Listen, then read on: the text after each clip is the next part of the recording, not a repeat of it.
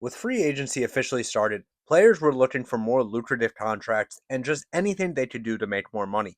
One of the ways they could do that was added offense with added power. One way to get added power: start taking substances to help enhance what you were doing. This is where the steroid era came in MLB. Power was the end all be all for almost everything. So pitchers had a harder time trying to actually do what they needed to do. But while the era saw some great high power octane offense, it also saw some of the greatest pitchers the game had ever seen. I'm Nick O'Dwyer here with the 10th inning, giving you the top 4 pitchers of the steroid era. Let's start with number 4, Roger Clemens.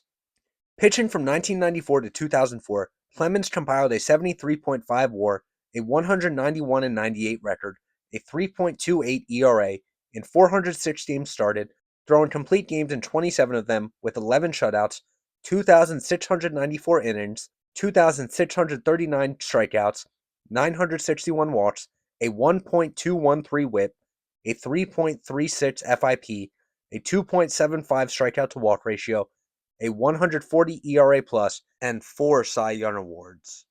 In 1994, he had a decent season, winning 9 games to go with a 2.85 ERA. This was followed up by 2 down seasons in 1995 and 1996, winning 10 games each season to go with a 4.18, then 3.63 ERA, though he did lead the league in strikeouts in 1996 with 257. Suddenly, Clemens' time in Boston was done, and after the 1996 season, he joined the division foe Toronto Blue Jays, where he suddenly revitalized his career. 1997 saw the Cy Young Clemens return, leading the lead with 21 wins, 292 strikeouts, and a 2.05 ERA, while posting a league-best 222 ERA+. Clemens won the Cy Young, and suddenly he had 4 Cy Youngs. 1998 saw another Cy Young season, leading the lead with 20 wins, 2.65 ERA, 271 strikeouts, and a 174 ERA+. 5 Cy Youngs and 2 in the era were now associated with Clemens, the best of all time, and it appeared he was back in his prime. Lasting only 2 seasons in Toronto, Clemens joined the Yankees in 1999, and the wins continued to pile up for him. Though the wins piled up, the ERA fell, posting a 4.6 ERA in 1999, 3.7 in 2000, 3.51 in 2001, 4.35 in 2002, and 3.91 in 2003. 14, 13, 20, 13, and 17 wins came during those seasons for Clemens, and the season where he had 20 in 2001 with a 3.51 ERA, a Cy Young did come, and he had 3 in the era and 6 overall. He was also only adding to his pitching legacy, eclipsing 300 career wins and 4,000 career strikeouts.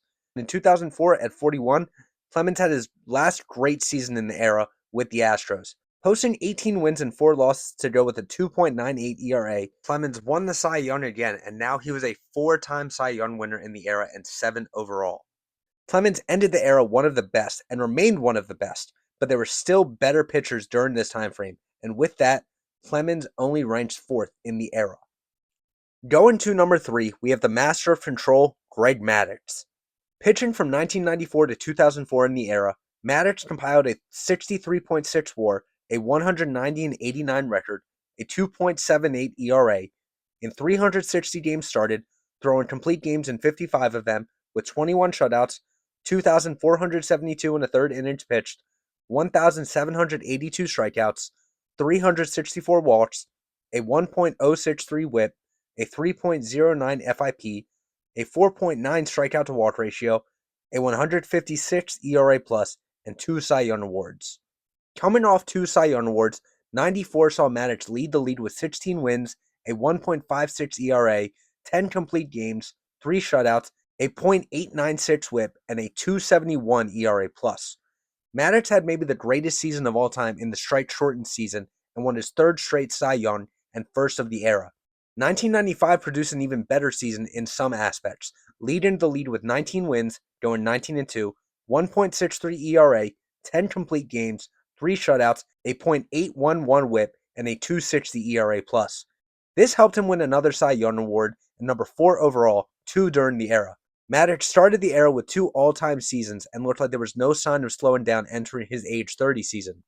1996 then saw a down season from Maddux, but that still included 15 wins and a 2.72 ERA. In an era of soaring power and ERAs, Maddux was keeping it low with the best of them, and the next 2 seasons proved just that. 1997 saw 19 wins and 4 losses to go with a 2.2 ERA, before 98 saw a lead-leading 2.22 ERA and 18 wins to go with a league-best 187 ERA+. Maddux finished 4th in the Cy Young Award, and from 1994 through 1998, Maddux finished top 5 in Cy Young voting every season. That ended in 1999, but Maddux was still great, winning 19 games to go with a 3.57 ERA.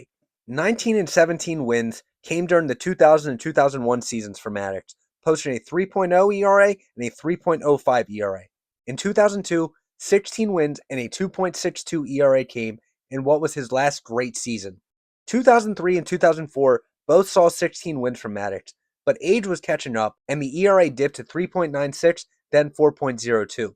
The fact it took this long for Maddux's ERA to finally lower is one of the reasons he is up there for best pitchers of all time and one of the best during the era dominated by great pitchers. Going to number 2, the pitcher with maybe the greatest single season of all time, Pedro Martinez. Pitching from 1994 to 2004 in the era, Martinez compiled a 74 WAR, a 172-70 record, a 2.72 ERA, in 318 games started, throwing complete games in 42 of them with 16 shutouts, 2,181 innings pitched, 2,526 strikeouts, 557 walks, a 1.018 WHIP, a 2.71 FIP, 4.54 strikeout to walk ratio, a 169 ERA+, and 3 Cy Young Awards. Martinez was part of the great Expos team that was cut short due to the strike. Martinez won 11 games to go with a 3.42 ERA on the season. The next 2 seasons were about the same, as he won 14 in 1995 to go with a 3.51 ERA, then 13 in 1996 to go with a 3.7 ERA. It was not until 1997 when Martinez showed just how good he was. Winning 17 games to go with a lead-leading 1.9 ERA, .932 WHIP, 219 ERA+, and 13 complete games, Martinez also added 305 strikeouts en route to his first Cy Young Award. After that season, Martinez left the National League, joining the Red Sox after a trade, and the Red Sox made out with a steal. Winning 19 games to go with a 2.89 ERA in 1998, the season was still great, but 1999 turned out to be legendary. 1999 saw Martinez go a lead-leading 23-4 to go with a lead-leading 2.07 ERA, 313 strikeouts, .923 WHIP, and 243 ERA+. This saw Martinez win his second Cy Young, and this wasn't even where the greatness ended. 2000 was even better.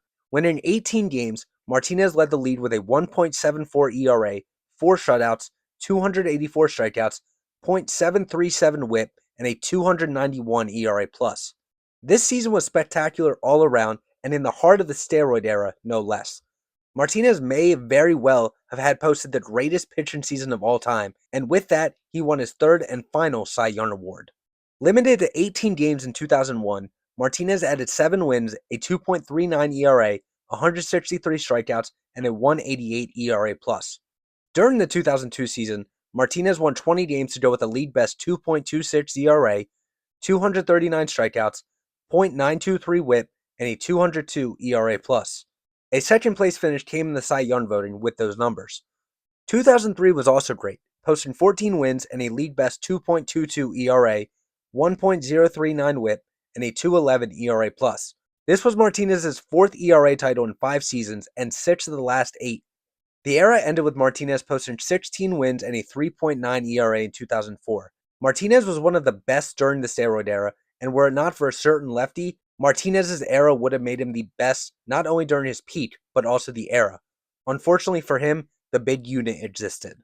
That takes us to number 1, the big unit, Randy Johnson. Pitching from 1994 to 2004 in the era, Johnson compiled a 77 WAR, a 178-72 record, a 2.73 ERA, in 316 games started, throwing complete games in 66 of them with 29 shutouts, 2,294 2/3 innings pitched, 3,055 strikeouts, 684 walks, a 1.073 WHIP, a 2.65 FIP, a 4.44 strikeout to walk ratio, a 170 ERA+, and 5 Cy Young Awards. Johnson started the era in 1994 with 13 wins and a 3.19 ERA, to go with a lead-leading 9 complete games, 4 shutouts, and 204 strikeouts. 1995 with the Mariners was his best season to date, going 18-2 with a league best 2.48 ERA, 294 strikeouts, 1.045 WHIP, and 193 ERA plus. This all culminated for his first Cy Young award, and only in the American League. A year off his Cy Young, Johnson pitched 8 games before requiring surgery for his back. He returned by the end of the season, but the season only saw 5 wins and a 3.67 ERA. 1997 was right back to prime Johnson though, going 20-4 with a 2.28 ERA and 291 strikeouts. He came in second in the Cy Young voting. Playing half the season in the AL in 1998, Johnson went 9-10 with a 4.33 ERA before being traded to Houston and going absolutely bonkers, going 10-1 with a 1.28 ERA in 11 starts. No awards came, but this was a glimpse of what was to come the next 4 seasons.